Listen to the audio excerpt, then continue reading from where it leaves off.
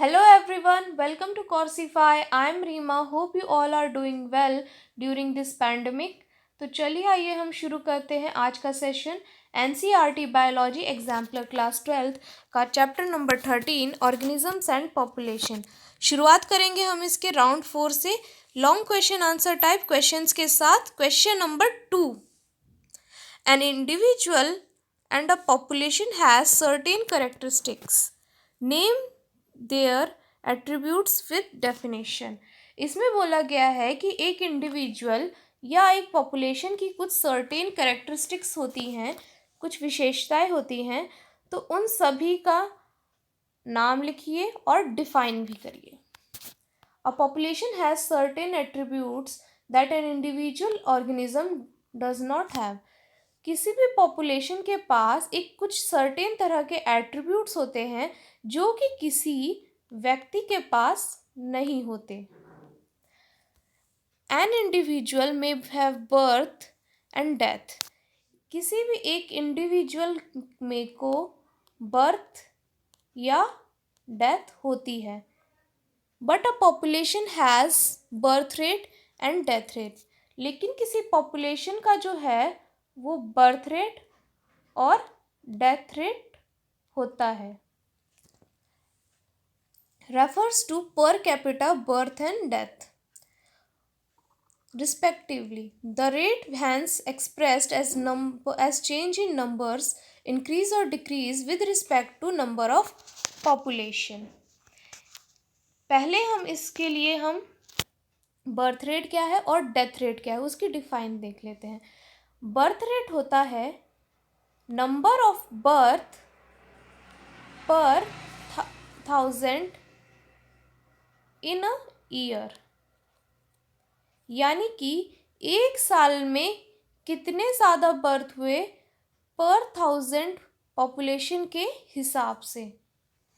और डेथ भी वही होता है, the number of death per year is called death rate. एक साल में कितने ज़्यादा नंबर ऑफ डेथ होते हैं उसे हम डेथ रेट कहते हैं। फिर उसके बाद हम आते हैं hence expressed as change in number with respect to number of population। और ज़रूरी नहीं कि ये कांस्टेंट रहे, जैसे जैसे पॉपुलेशन डिफ़र करती जाती है, जैसे इंक्रीज़ और डिक्रीज़ होती जाती है with respect to number of population, ये डेथ रेट और बर्थ रेट भी कम होते जाते हैं। Another attribute characteristics of population is sex ratio. Sex ratio क्या होता है? नंबर ऑफ फीमेल्स पर 1000 मेल्स, यानी कि जो स्त्री है उनका कितना नंबर होता है प्रति 1000वें पुरुष पे। जैसे कि अभी रिसेंटली 2011 के सेंसस में जो नंबर था सेक्स रेशियो का वो था 8000 समथिंग फीमेल्स पर 1000 मेल्स, जो कि काफ़ी ज़्यादा कम था। अब सेक्स रेशियो की यहाँ पे बात करें तो सबसे ज़्यादा जो सेक्स रेशियो हाई है वो है साउथ साइड में केरला का, और इंडिया में जिस स्टेट का सबसे कम सेक्स रेशियो है वो है Haryana. An individual is either male or female, but a population has sex ratio. Example, 60% of population are females and 40% of population are males. फिर उसके बाद हम आते हैं अगले क्वेश्चंस की तरफ। तो यहाँ पे जो क्वेश्चन नंबर का थर्ड पार्ट था, a population characteristics at given time is composed of individuals of different age groups. किसी भी पॉपुलेशन का जो कैरेक्टरिस्टिक्स होता है वो कंपोज होता है जो different individuals of different age groups, मतलब कि डिफरेंट एज ग्रुप्स के जो इंडिविजुअल हैं वो पॉपुलेशन कैरेक्टरिस्टिक्स को डिफाइन करते हैं। If the age distribution percentage of a given age और age group is plotted for the population, the resulting structure is called an age pyramid. अगर हम ये जितने भी पॉपुलेशन कैरेक्टरिस्टिक्स में जो आए हुए 3 तरह के जो टायर्स होते हैं, that is pre reproductive, reproductive और पोस्ट रिप्रोडक्टिव, अगर हम इन तीनों को एक परफेक्ट स्ट्रैटिफिकेशन में लगा दें तो ये हमें एक पिरामिड देते हैं जिसको हम एक एज पिरामिड कहते हैं, जैसा कि इस पिक्चर में है। ये एज पिरामिड पर पॉपुलेशन टू पॉपुलेशन डिफर करती है। द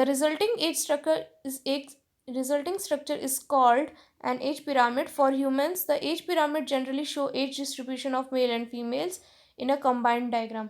सिर्फ पॉपुलेशन कैरेक्टरिस्टिक्स ही नहीं, ये पिरामिड मेल और फीमेल का जो डिस्ट्रीब्यूशन है वो भी शो करता है और रिफ्लेक्ट करता है ग्रोथ स्टेटस ऑफ पॉपुलेशन की तरफ, where it is growing, stable और डिक्लाइनिंग, जहाँ पर ये ग्रो भी करता है, स्टेबल भी होता है और डिक्लाइन भी होता है। इस पिक्चर को हम रेफर करते हुए समझते हैं। इस पिक्चर में 3 तरह के हमें एज पिरामिड्स दिखाए गए हैं, जिसमें कि सबसे पहला एक्सपेंडिंग पॉपुलेशन में जो प्री रिप्रोडक्टिव जो इंडिविजुअल्स होते हैं, यानी कि जस्ट लाइक टीनेजर्स और चाइल्डहुड या टॉडलर्स, जिसको उसमें सारे ही आ जाएंगे, या फिर वो इंडिविजुअल जो अभी रिप्रोडक्शन में पार्ट लेने वाले हैं वो भी प्री रिप्रोडक्टिव में आएंगे। अगर उनका नंबर किसी पॉपुलेशन में सबसे ज़्यादा हो, जैसा कि आप यहाँ देख रहे हैं कि जो टायर है वो कितना ज़्यादा लंबा है और ब्रॉड है, तो वो पॉपुलेशन जो है वो एक्सपेंडिंग होगी। और एक बात और, पॉपुलेशन एक्सपेंडिंग होने के लिए जो उसमें पोस्ट रिप्रोडक्टिव इंडिविजुअल्स हैं उनकी संख्या भी कम होनी चाहिए, और रिप्रोडक्टिव इंडिविजुअल्स की जो संख्या है वो इंटरमीडिएट रहनी चाहिए। इसका मतलब प्री रिप्रोडक्टिव इंडिविजुअल्स की पॉपुलेशन सबसे ज़्यादा, रिप्रोडक्टिव की कम, पोस्ट रिप्रोडक्टिव की सबसे कम, तभी हम पॉपुलेशन को एक्सपेंडिंग कहेंगे।